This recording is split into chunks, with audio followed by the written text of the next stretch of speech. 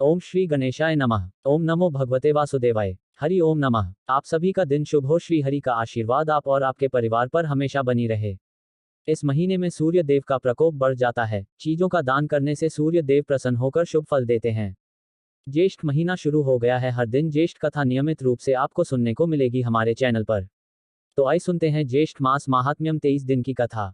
स्कंद जी ऋषियों से बोले और वेदव्यास जी राजा युधिष्ठिर से बोले कि हे राजन, हे युधिष्ठिर, श्रेष्ठ स्त्रियों का महाभाग्य वर्णन करूंगा, और राजकन्या सावित्री ने जिस तरह समस्त वस्तुओं को प्राप्त किया उसको आप श्रवण करें। मद्र देश में परम धार्मिक धर्मात्मा राजा रहता था। वह ब्रह्मण्य, शरणागत का रक्षक, सत्य प्रतिज्ञ, जितेंद्रिय, यज्ञ करने वाला, दानपति, शूर और पूर्वासी देशवासी जनों का प्रिय था तथा समस्त प्राणियों के हित में रत, पृथ्वीश्वर अश्वपति नाम से विख्यात था। राजा अश्वपति क्षमाशील, सत्यवक्ता, जितेंद्रिय और संतानहीन था। अधिक अवस्था हो जाने पर भी उसको संतति न हुई।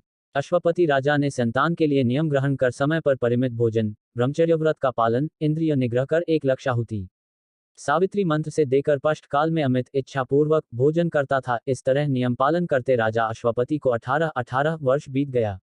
18 वर्ष पूर्ण होने पर सावित्री प्रसन्न हुई। हे राजन, और अग्निहोत्र से प्रकट होकर राजा को रूपवती सावित्री ने दर्शन दिया तथा वर देने के निमित्त राजा अश्वपति से बोली। सावित्री ने कहा कि हे पार्थिव, तुम्हारे ब्रह्मचर्य, शुद्धता, नियम, इंद्रियदमन, समर्पण और भक्ति से मैं प्रसन्न हूँ। हे मदराज, हे अश्वपते, तुम मुझसे इच्छित वर को कहो। तुमने धर्म के विषय में किसी तरह कुछ भी प्रमाद नहीं किया। राजा अश्वपति बोले कि हे देवी, मैंने धर्म प्राप्ति की इच्छा से अपत्य के लिए सब किया है। आप मुझे बहुत पुत्र दें और वे पुत्र कुल को पवित्र करने वाले हों। हे देवी, यदि आप मुझ पर प्रसन्न है तो मैं आपसे इस कामना को चाहता हूँ।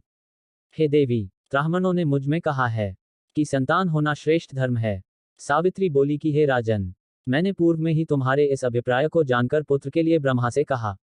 हे सौम्य, ब्रह्मा के प्रसाद में तेजस्विनी कन्या शीघ्र ही तुमको होगी। हे राजन, अब इस विषय में तुम मुझसे कुछ भी न कहना। त्रमा की आज्ञा में प्रमन्न होकर मैं तुमने यह कहती हूँ।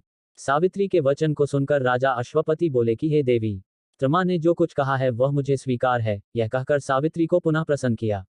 तत्र सावित्री देवी ने कहा कि हे राजन, यह शीघ्र होगा। कहकर सावित्री अंतर्हित हो गई। राजा अश्वपति पुनः अपने घर आया और राज्यासन पर बैठकर प्रसन्न मन से धर्मपूर्वक प्रजा का पालन करने लगा। कुछ समय बीतने के बाद व्रत में तत्पर राजा अश्वपति ने अपनी धर्मचारिणी ज्येष्ठ महिषी में गर्भाधान किया। हे भर्तर्षभ, उस राजपुत्री में गर्भ क्रमशः आकाश में शुक्ल पक्ष के चंद्रमा के समान बढ़ने लगा। प्रसवकाल के आने पर राजमहिपी ने कमललोचना कन्या को पैदा किया। राजा अश्वपति ने उस कन्या का जातकर्मादि सब संस्कार किया और सावित्री ने प्रेम से इसका प्रदान किया तथा सावित्री की 1,00,000 आहुति करने से प्राप्त हुई। इसलिए उस कन्या का ब्राह्मणों ने तथा राजा अश्वपति ने सावित्री नाम रखा। वह राजकन्या शरीरधारी लक्ष्मी के समान बढ़ने लगी। समय पाकर जब वह कन्या युवती हुई तब उस सुमध्यमा सुश्रोणी को सुवर्ण प्रतिमा के समान देखकर राजा को यह देवकन्या मिली। किसी ने नहीं वरा। तदनंतर कन्या ने उपवास कर विधिवत अग्नि में आहुति दिया। पव में ब्राह्मणों से है यह लोगों ने निश्चय किया।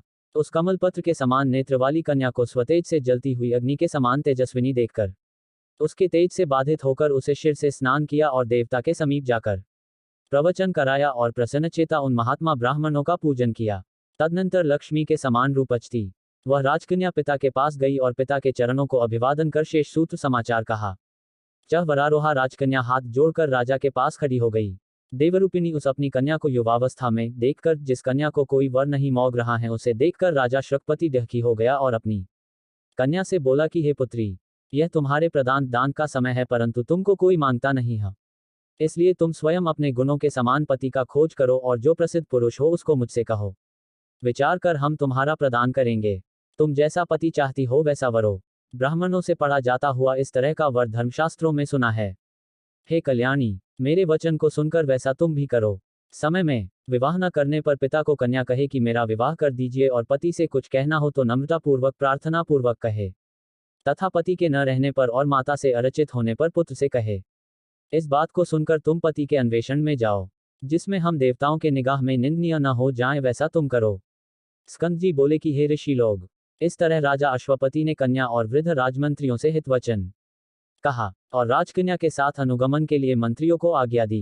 तदनंतर तपस्विनी वह राजकन्या लज्जित होकर पिता के चरणों को प्रणाम कर बिना विचार किए पिता की आज्ञा मानकर रथ पर सवार होकर वृद्ध मंत्रियों के साथ घर से पति के खोज में चली। वह राजकन्या राजर्षियों के सुंदर तपोवन को गई, वहां पर माननीय तपोवृद्ध लोगों के चरणों को प्रणाम कर क्रम से समस्त वनों को गई। हे नृपात्मज, इस तरह वह समस्त तीर्थों में भी गई, और जो ब्राह्मण श्रेष्ठों का वन था उसका त्याग कर समस्त देशों को गई। इति श्री भविष्य पुराणे ज्येष्ठ मास महात्म्य त्रयोविंशोध्याय समाप्त। सभी भक्तगण बोलिए विष्णु भगवान जी की जय, विष्णु भगवान जी की जय, विष्णु भगवान जी की जय, विष्णु भगवान जी की जय, विष्णु भगवान जी की जय। अगर आपको यह कथा प्रसंग अच्छी लगी हो तो ऐसी ही और धार्मिक कथा प्रसंग को सुनने के लिए आप हमारे YouTube चैनल को सब्सक्राइब, लाइक और ज़्यादा से ज़्यादा लोगों के साथ शेयर करें।